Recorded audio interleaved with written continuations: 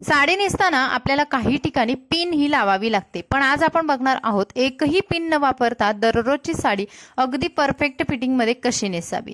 त्याचबरोबर ही साडी नेसताना आपल्या पदराखालून जो ब्लाउजचा भाग दिसतो तो दिसू नये, पोट सुद्धा दिसू नये, यासाठी कोणत्या टिप्स वापराव्यात चला पाहूयात।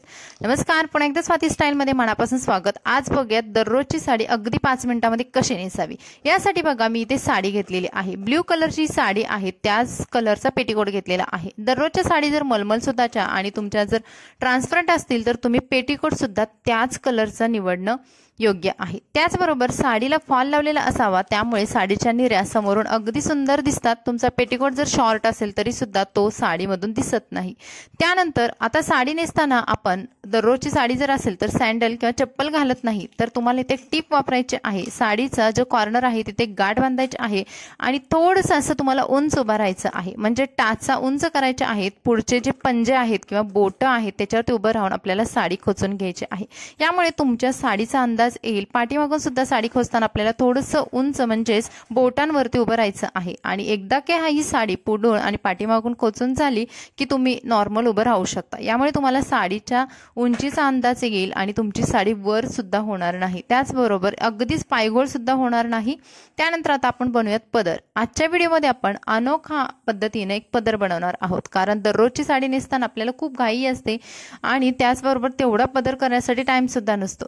पदराची उंची गुडघ्याच्या खाली ठेवायची आणि त्यानंतर आपल्याला अशा पद्धतीने जो साडीचा भाग आहे जो डाव्या पायावर येतो तो तिथे खोचून घ्यायचा। यामुळे तुमचा पदर हालत नाही किंवा पदराची साईज सुद्धा कमी जास्त होत नाही। आता बघा पदर मी असा खांद्यावरती टाकून घेतला। आज आपण एका भागामध्येच पदर बनवणार आहोत, अगदी झटपट बनवणार आहोत। तर डाव्या हातावरती जो पदर येतो तिथे मी उजव्या हाताने अशा छोट्या छोट्या प्लीट्स बनवून घेणार आहे। आपण जेव्हा वन पिन साडी नेसतो तिथे जेव्हा आपण अशा 2 ते 3 प्लीट्स बनवतो, अगदी त्याच पद्धतीने पण पूर्ण अशा पदराच्या प्लीट्स बनवून घ्यायच्या आहेत। बघा मी माझ्या डाव्या हाताने साडी खालून सरकवते आणि उजव्या हातावरून वरच्या प्लीट्स साडीच्या पकडलेल्या आहेत। अगदी सुंदर प्लीट्स येतात तुम्हाला। नेहमीप्रमाणे आपण जसं 1 ते 2 भागामध्ये जसा पदर बनवतो त्यापेक्षाही सुंदर प्लीट्स येतात आणि सर्व प्लीट्स एकसारख्या येतात। साडी ब्लाउज सोबत सिक्युअर करण्यासाठी मी अशी जी साडीची जी पिन असते, निरी पिन असते, तर ती वापरणार आहे। कारण जेव्हा आपण टोकदार ज्या पिन वापरतो नॉर्मली त्या साडीमध्ये फसून साडी फाटण्याचे चान्सेस असतात। तर तुम्ही अशा पद्धतीच्या पिन्स वापरून तुम्ही साडी छान नेसू सुद्धा शकता आणि तुमची साडी फाटणार सुद्धा नाही। बघा जर तुम्ही सिल्वर कलर साडीमध्ये जास्त असेल तर सिल्वर कलरची तशी पिन वापरा, गोल्डन असेल तर गोल्डन कलरची पिन वापरा। कमरेजवळचा भाग बनवण्या अगोदर तुम्हाला अशा पद्धतीने आणखी एक गोष्ट करायची आहे।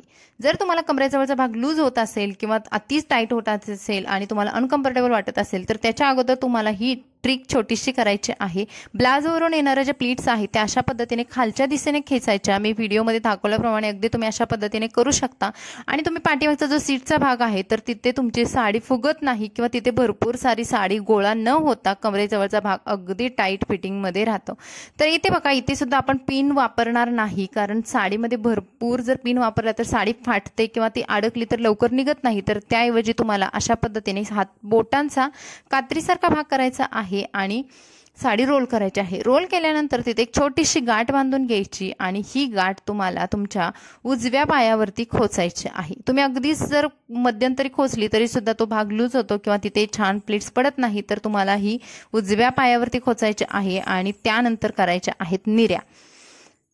बघाल तुम्ही इथे तुमचा कुठेही भाग साडीचा लूज राहिलेला नाही। पाठीमागून सुद्धा तुम्हाला अगदी मी स्पष्ट दाखवलेला आहे। साडी व्यवस्थित फिटिंगमध्ये राहते, ना की टाईट ना की लूज, तुम्हाला अगदी हवी तशी साडी राहते।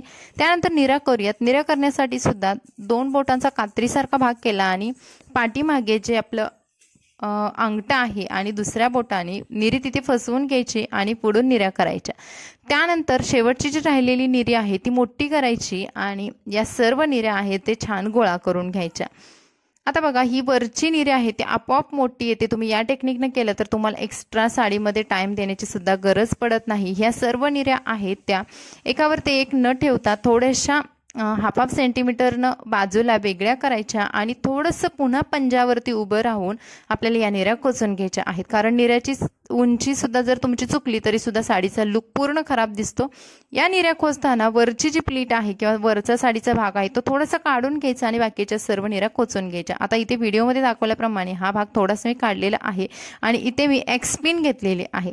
आता ही पिन लावताना वरचा जो भाग आहे तर तो काढून घेतला आणि या आतमधल्या सर्व प्लीट्स आहेत किंवा निऱ्या आहेत त्या एक्स पिनने सिक्युअर करणार आहे.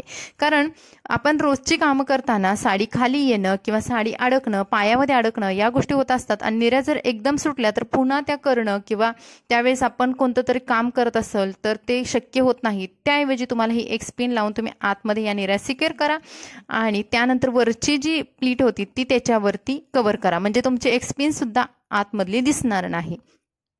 आणि अशा पद्धतीने आपली साडी नेसून झालेली आहे आणि मी तुम्हाला फायनल लुक सुद्धा दाखवते. बघा, अगदी 5 मिनिटांमध्ये तुम्ही ही साडी व्यवस्थित फिटिंगमध्ये कुठेही न फाटता किंवा न टाइम लावता सुद्धा नेसू शकता. आता तुम्ही बघाल समोरच्या प्लीट्स बघा किंवा ब्लाऊजचा पोर्शन बघाल तुम्ही किंवा कमरेजवळ सुद्धा तुमचा एक्स्ट्रा भाग कुठेही राहिलेला नाही. ब्लाऊजच्या प्लीट्स सुद्धा किती सुंदर बसलेल्या आहेत. एकंदरीत कमी वेळेमध्ये अगदी परफेक्ट साडी बसलेली आहे. तुम्ही कशाही पद्धतीने हललात किंवा कशाही पद्धतीने फिराल तरी सुद्धा तुमची साडी हलत नाही.